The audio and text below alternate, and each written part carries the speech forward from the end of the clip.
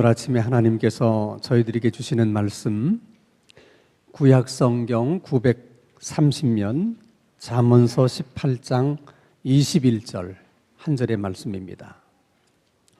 구약성경 930면 잠언서 18장 21절의 말씀을 제가 봉독합니다. 하나님의 말씀을 경청하시기 바랍니다. 죽고 사는 것이 혀의 힘에 달렸나니 혀를 쓰기 좋아하는 자는 혀의 열매를 먹으리라. 아멘. 1월 1일 이렇게 신년 새해가 되면 언제나 많은 사람들로 이렇게 모이는 곳이 몇 군데 있어요. 그 중에 하나가 새해 운수를 말해주는 점집입니다. 많은 사람들이 그 점치는 점집을 찾게 되는 것은 물론 자기 미래가 궁금해서 내 미래가 어떻게 될까 그것이 알고 싶어서 찾게 되는 이유도 있지만은 대부분의 경우는 사는 게 너무 답답해서 찾게 됩니다. 왜 나는 하는 일마다 이렇게 되는 일이 없고 이렇게 하는 일마다 내 인생은 이렇게 꼬이는 걸까? 도대체 뭐가 문제고 어떤 이유 때문에 그런 걸까? 그게 알고 싶은 거예요. 점집을 찾아가지만 되게 처방으로 주는 이야기들은 사람들마다 거의 비슷해요. 다 우리 인생에 우리 삶에 애군이 껴서 그런 거니까 액땜을 해야 된다. 액땜을 하기 위해서 구술하거나 또 부적을 써라. 뭐 사주팔자가 그래서 그런 거다. 또 어떤 경우는 뭐 이름이 나빠서 그러니까 개명을 해야 된다고도 하고 지금 살고 있는 집터가 그게 흉한 곳이기 때문에 이사를 가야 된다고도 말합니다. 더 심한 경우는 뭐 조상의 묘자리가 안 좋아서 이장을 해야 된다. 그렇게도 얘기를 해요. 여러분 정말 그렇게 한다고 우리들의 운명이 바뀌고 그리고 우리들의 삶이 바뀌겠습니까? 정말 그렇게 된다면 그렇게 하는 것이 뭘 그렇게 어렵고 힘들겠어요? 그런데도 왜 사람들은 그렇게 하는 걸까? 너무 답답하니까. 너무 답답하니까 정말 지푸라기라도 잡는 그런 심정으로 막연히 그렇게 됐으면 좋겠다 하고 바라고 또 막연히 그렇게 믿는 거예요. 혹시 오늘 이 자리에 나오신 여러분 가운데도 똑같은 생각을 하고 계시는 분들이 혹시 있을는지 모르겠어요. 나는 왜 이렇게 하는 일마다 안 되는지 모르겠어요, 목사님. 왜 되는 일들마다 이렇게 꼬이는지 모르겠어요. 나는 이렇게 사는 게 너무너무 지긋지긋해요. 좀 달라질 수 있는 길이 없을까요? 있습니다, 여러분. 돈 안 들이고 여러분, 우리 삶이 바뀔 수 있는 길이 있어요. 조금만 노력하면 우리 삶을 바꿀 수 있는 정말 어렵지 않은 방법이 있습니다. 그게 뭐냐면 우리들이 지금까지 하던 말을 바꾸는 거예요. 아니 목사님 정말 말만 바꾸면 정말 그렇게 될 수 있습니까? 그렇게 될 수 있습니다. 오늘 하나님께서 잠언서 18장 21절에 뭐라고 말씀하세요? 사람이 살고 죽는 것이 혀의 힘에 달려있다고 말합니다. 사람의 일이 잘 되고 안 되는 것도 다 말에 달려있는 것입니다. 근데 중요한 것은 우리가 하던 말을 바꾸려고 하면 언어에 대한 바른 이해가 있어야 돼요. 언어에 대한 바른 이해가 있을 때만 그래서 말을 바꿔야 되는 거구나 하는 필요성도 느끼게 되고 또 바꿔야 되겠다는 의지도 가지게 됩니다. 여러분 인간의 언어라고 하는 것은 우리들이 지금까지 알고 있었던 것처럼 의사소통을 위해서 그 필요 때문에 인간이 만들어낸 인간의 발명품이 아니라는 거예요. 인간의 언어는 하나님께서 인간에게 주신 선물이에요. 하나님의 형상대로 지음받은 인간에게 하나님이 최초로 주신 선물이 두 가지가 있는데, 하나는 에덴 동산이고 다른 하나는 언어입니다. 왜 하나님께서 언어를 우리들에게 선물로 주셨을까? 그 이유를 알려고 하면 인간이 최초로 하나님이 주신 언어를 어디서 어떻게 썼는가, 그걸 보면 그 이유를 알 수가 있습니다. 여러분, 창세기 2장 19절 말씀을 우리 한번 같이 읽겠습니다. 시작. 여호와 하나님이 흙으로 각종 들 짐승과 곡 중에 각종 새를 지으시고 아담이 무엇이라고 부르시나 보시려고 그것들을 그에게로 이끌어 가시니 아담이 각 생물을 부르는 것이 곧 그 이름이 되었더라. 하나님께서 많은 동물들과 또 공중에 나는 새들, 이게 생물들을 만드신 다음에 그 생물들을 다 아담이 있는 곳으로 이끌어 오셨어요. 그리고 아담 보고 이름을 지어주라는 거예요. 자, 우리식으로 얘기하면, 그래서 아담이 이름을 지어줍니다. 너는 호랑이다. 그러면 그 동물은 그날부터 호랑이가 되는 거예요. 너는 독수리다. 그러면 그 새는 그날부터 독수리가 되는 것입니다. 그런데 하나님께서 창조하신 것들을 왜 하나님이 직접 이름을 지어주지 않고 그걸 왜 아담 보고 이름을 지어주라고 했을까? 그리고 이름을 지어준다고 하는 것이 어떤 의미가 있길래 그 일을 하나님이 아담에게 시킨 것일까? 여러분, 지금도 이 우주를 관찰하는 우주 과학자들이 있어요.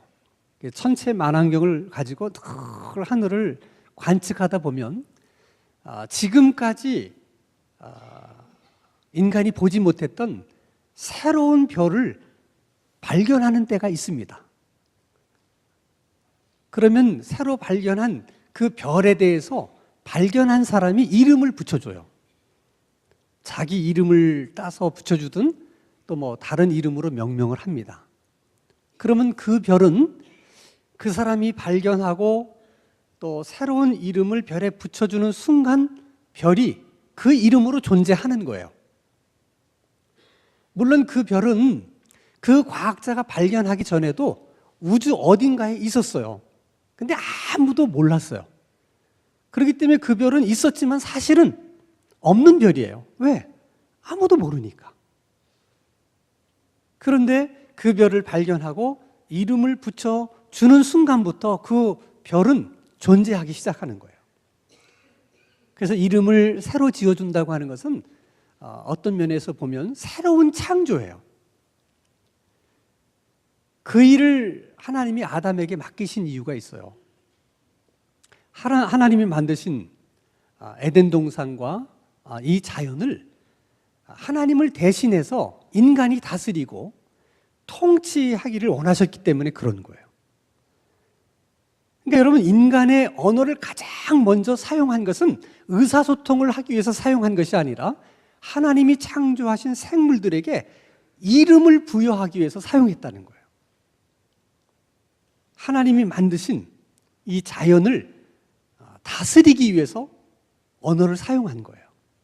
그래서 인간의 언어에는 하나님께서 권세를 주셨고 능력을 주신 거예요. 왜? 다스려야 되니까. 뭘로? 말로.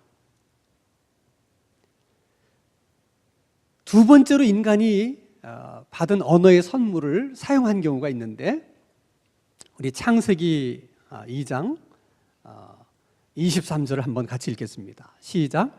아담이 이르되 이는 내 뼈 중에 뼈요 살 중에 살이라. 이것을 남자에게서 취하였은즉 여자라 부르리라 하니라. 이브가 나타났을 때 아담이 극찬을 합니다. 당신은 내 뼈 중에 뼈요 살 중에 살이다. 이 말은 그 이브를 정말 가장 존귀한 사람으로 인정해 주는 거예요. 칭찬하고 격려를 해주는 것입니다.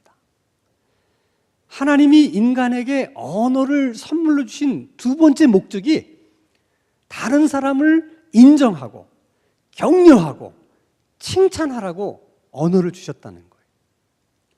그러니까 단순한 소통을 위해서 언어를 주신 것이 아니라 그렇게 인정하고 격려하고 칭찬하는 일을 통해서 그 사람과 좋은 관계를 맺으라고 하나님이 언어를 주신 거예요. 그러니까 우리는 이 언어를 가지고 다른 사람을 인정하고 격려하고 칭찬하면서 자꾸 좋은 관계를 맺어가야 돼요. 그런 쪽에 우리 언어를 써야 된다는 거예요.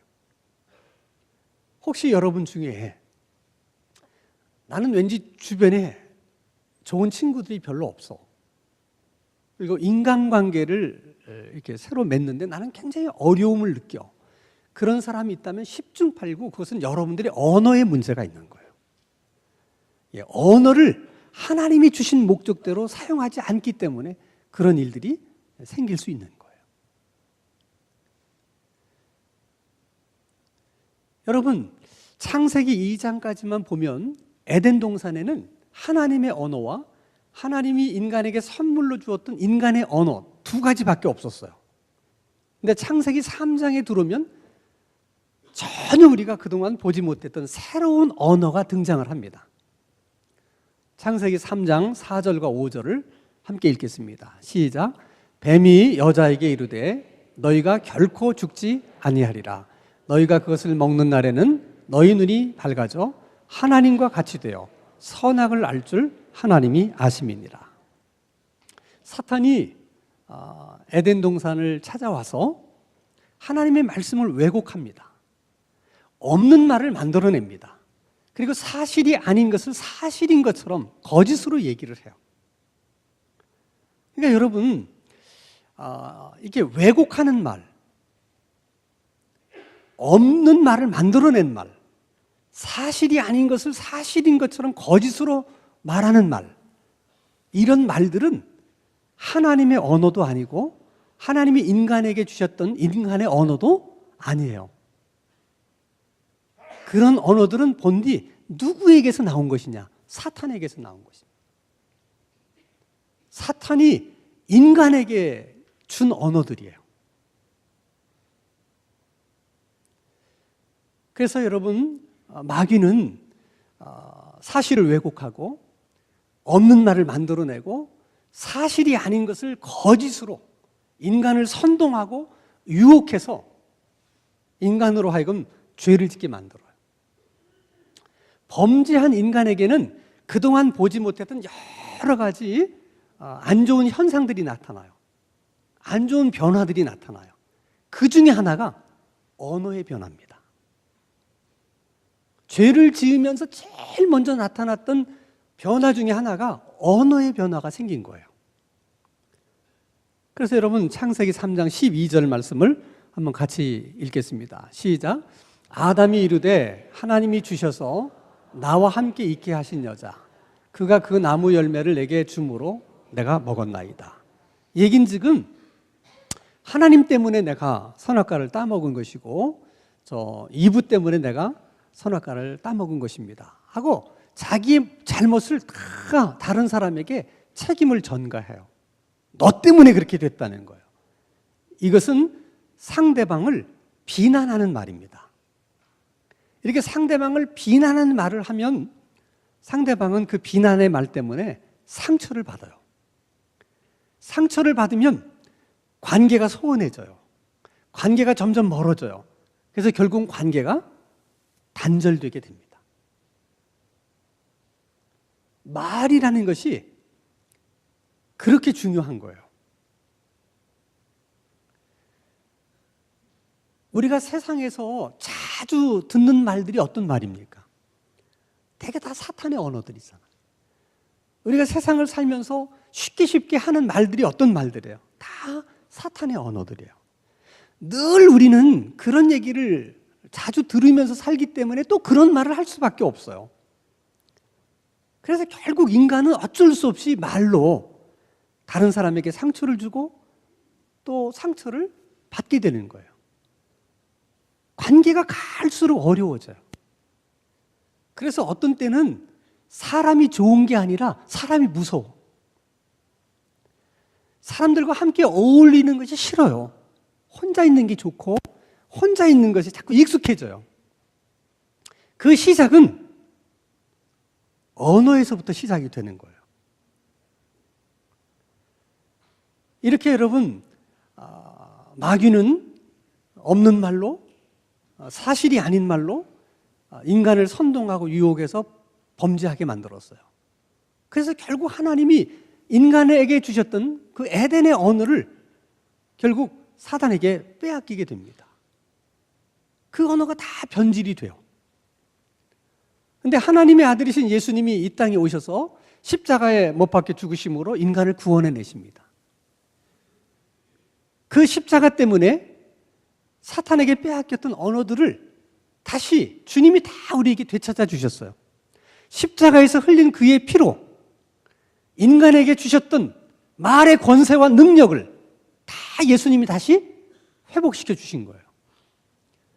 그래서 우리가 구원을 받았다. 예수를 믿고 구원을 받게 되면 예전에 없었던 여러 가지 현상들이 나타나고 또 새로운 변화들이 나타나는데 그 중에 하나가 아주 미세하기는 하지만은 말의 변화가 생깁니다. 반드시 예수 믿고 구원받은 사람에게는 말의 변화가 나타나요. 그리고 그 변화는 끊임없이 일어납니다. 그 말의 변화가 끊임없이 일어난다는 것은 그저 우리가 예수만 믿으면 자동적으로 그런다는 게 아니라 예수님께서 십자가에서 죽으심으로 우리를 구원하셨기 때문에 빼앗겼던 언어를 다시 찾아주셨고 말의 권세와 능력을 회복시켜 주셨기 때문에 구원받은 우리들은 얼마든지 언어의 변화를 계속해서 만들어낼 수 있다는 거예요. 그래서 우리는 그렇게 해야 된다는 것입니다. 여러분 고린도전서 13장 11절 말씀을 한번 보세요. 같이 한번 읽겠습니다. 시작. 내가 어렸을 때에는 말하는 것이 어린아이와 같고 깨닫는 것이 어린아이와 같고 생각하는 것이 어린아이와 같다가 장성한 사람이 되어서는 어린아이의 일을 버렸노라. 누구나 다 예수를 믿으면 시작은 어린아이로 시작해요. 그래서 처음 예수 믿어도 우리는 늘 세상에서 하던 그런 언어를 우리가 주로 쓰면서 삽니다. 근데 점점 교회 생활을 하면서 그 어린아이의 일을 자꾸 벗는 거예요. 그래서 어른이 된 다음에는 어린아이의 때처럼 그런 말을 하지 않고 어린아이 때와 같은 그런 생각을 하지 않고 어린아이 때와 같은 그런 것을 깨닫지 않는다는 거예요. 당연히 그래야 되는 거예요. 근데 오늘 우리들의 문제는 뭐냐면 교회는 오래 다녔는데 말이 아직도 어린아이와 같고 깨닫는 것이 아직도 어린아이와 같고 생각하는 것이 아직도 어린아이와 같기 때문에 사람이 안 바뀌는 거예요. 그리고 삶도 안 바뀌는 거예요. 왜 우리가 변하지 않는가? 그 시작은 언어에 있어요. 말이 바뀌지 않기 때문에 안 바뀌는 것입니다. 그럼 우리의 언어를 어떻게 하면 바꿀 수 있는가? 제일 먼저 우리가 하나님과의 관계 속에서의 언어를 바꾸셔야 됩니다. 하나님에 대해서 여러분 절대로 원망하거나 불평을 하면 안 돼요. 하나님에 대해서 원망하는 말, 불평하는 말이 하나님에게 상처를 주는 말이에요. 그런 말을 자주 하게 되면 하나님과의 관계가 소원해지고 멀어지고 결국은 하나님과의 관계가 끊어지게 됩니다. 그러면 아무것도 하나님께로부터 얻을 수 있는 게 없어요. 왜 원망하고 불평하는 것이 하나님의 마음에 상처를 주는 것인가? 원망이나 불평은 하나님에 대한 피해의식에서 나오는 거거든요. 나는 하나님 앞에 헌금도 많이 하고 나는 주일날도 한 번도 안 빼먹고 예배도 드리고 나는 하나님 앞에 이것도 하고 저것도 하고 많은 것을 했다고 생각하는데 하나님은 나에게 내가 한 것만큼 뭔가를 안 주셨다고 생각하는 거예요. 그게 피해의식입니다. 그럼 원망하게 되고 불평하는 거예요. 나는 이렇게 열심히 교회를 다니는데 왜 믿지 않는 친구들이나 믿지 않는 친척들만 못하냐? 오히려 교회 안 다니는 친구가 더 잘 되는 것 같고 예수 안 믿는 친척들이 더 잘 되는 것 같다. 그게 여러분 피해의식이에요. 그러면 원망하게 되고 불평하게 됩니다. 절대로 하나님 앞에 원망하는 말과 불평하는 말은 입 밖에 내서는 안 돼요.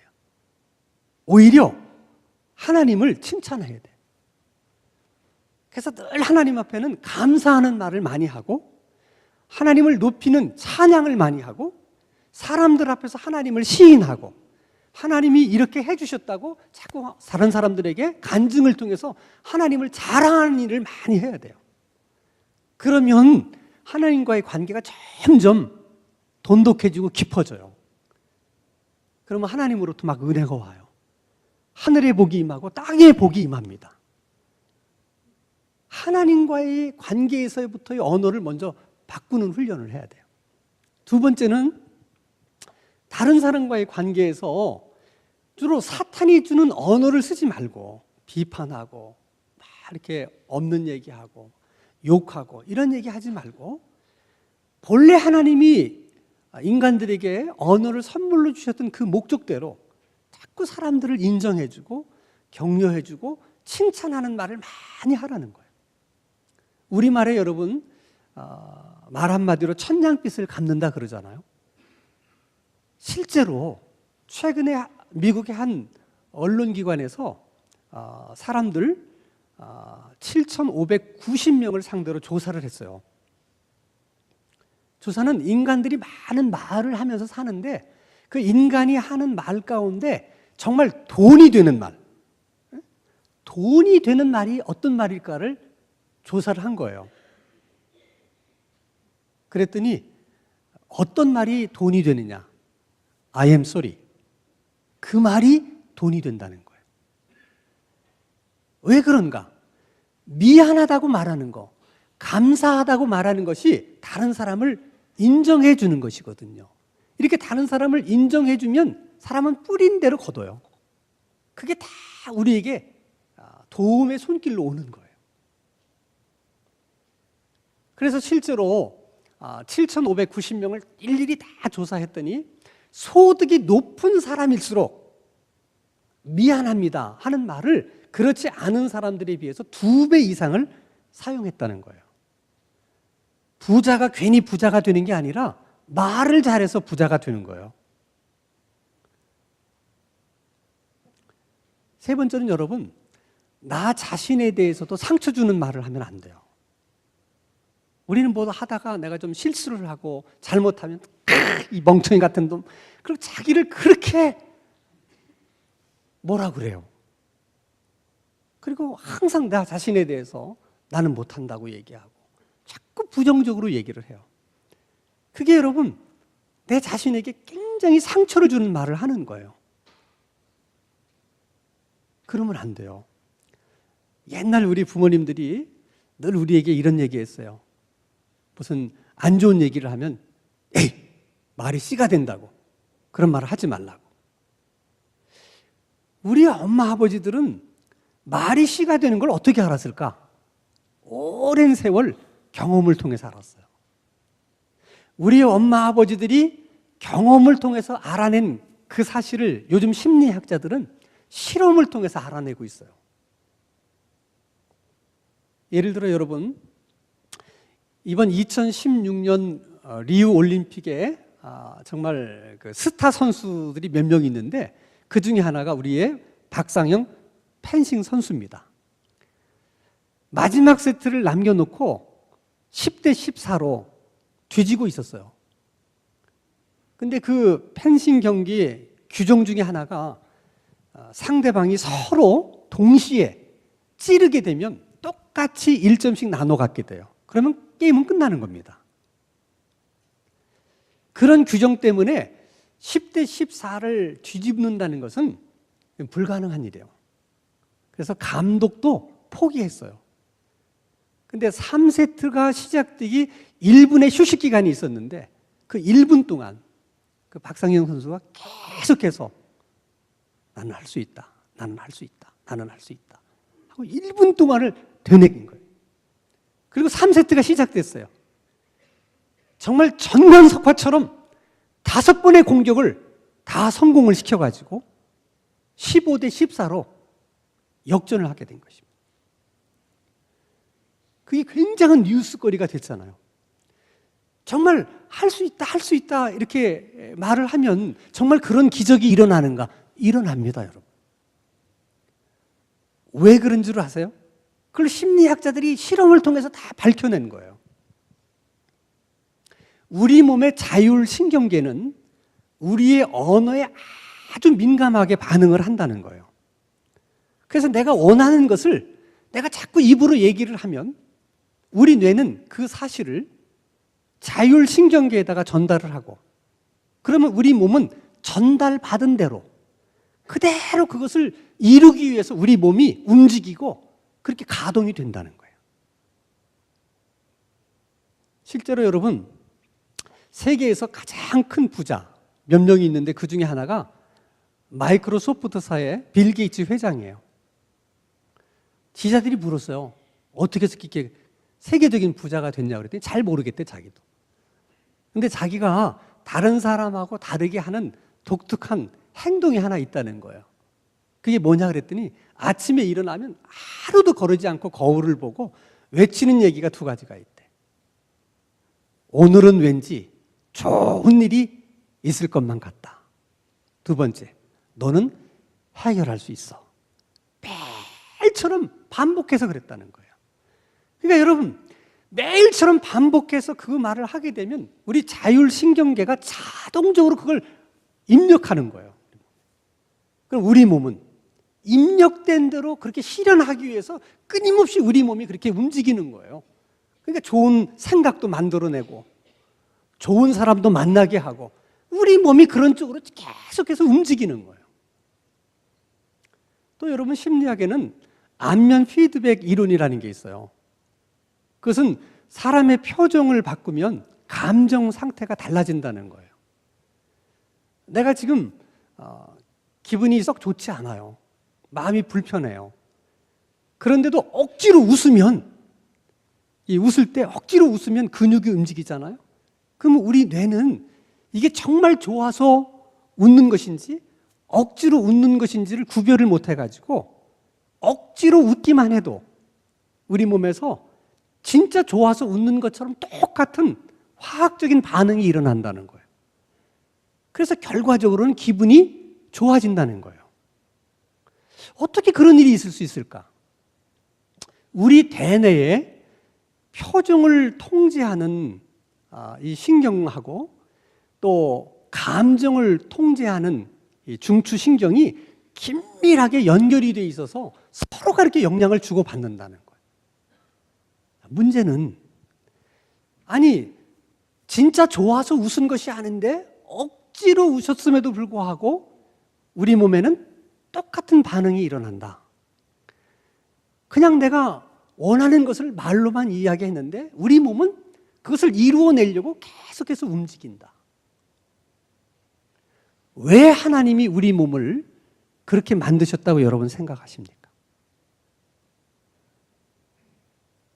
그것은 우리들이 어떤 환경 속에 살든 그 환경이 아무리 어렵고 힘든 환경이라 할지라도 너희들은 그 환경에 지배를 받으면서 살 필요가 없다는 거예요.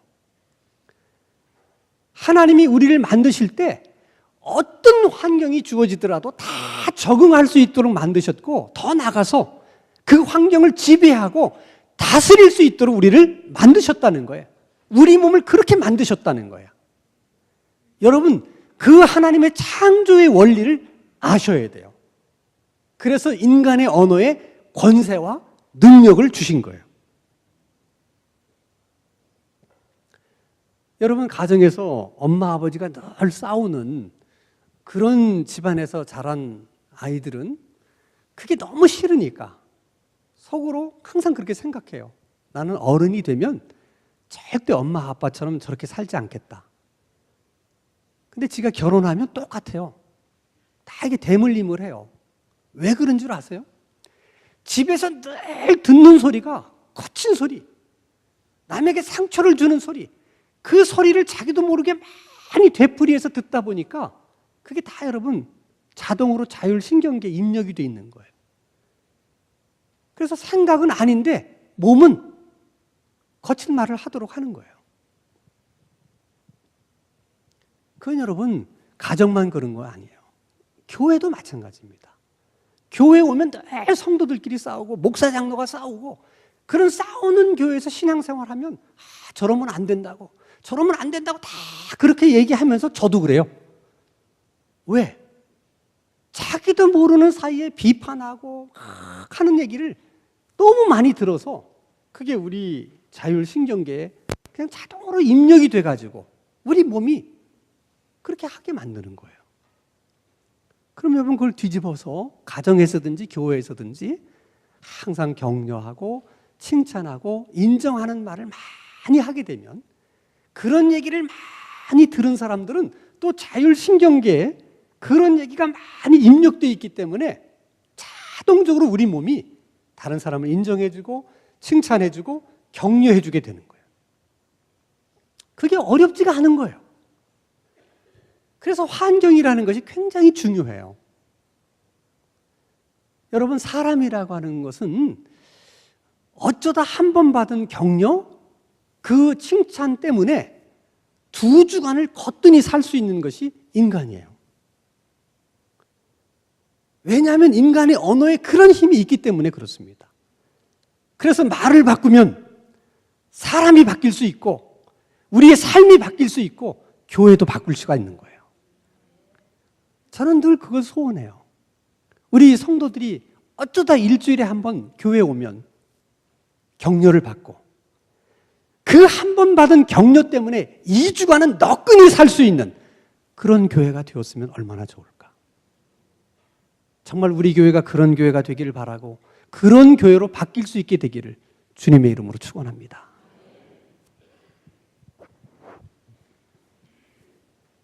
기도합니다.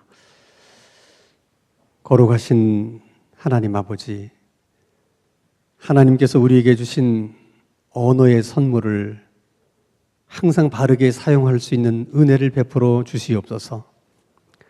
우리의 말을 통해 우리의 부정적인 생각이 바뀌게 하시고 거친 우리의 마음도 바뀌게 하시며 하는 일마다 안 되고 꼬이는 우리들의 삶도 바뀔 수 있게 하여 주시옵소서. 우리 교회 안에서는 상처를 주는 말은 하지 않게 하시고 그런 말들은 듣지도 않게 하여 주시옵소서. 누구나 우리 교회에 오면 격려하는 말, 유익한 말만 하게 하시고 그런 말만 듣게 하시고 그런 말만 들리는 교회 되게 하여 주시옵소서. 예수님의 이름으로 기도하옵나이다. 아멘.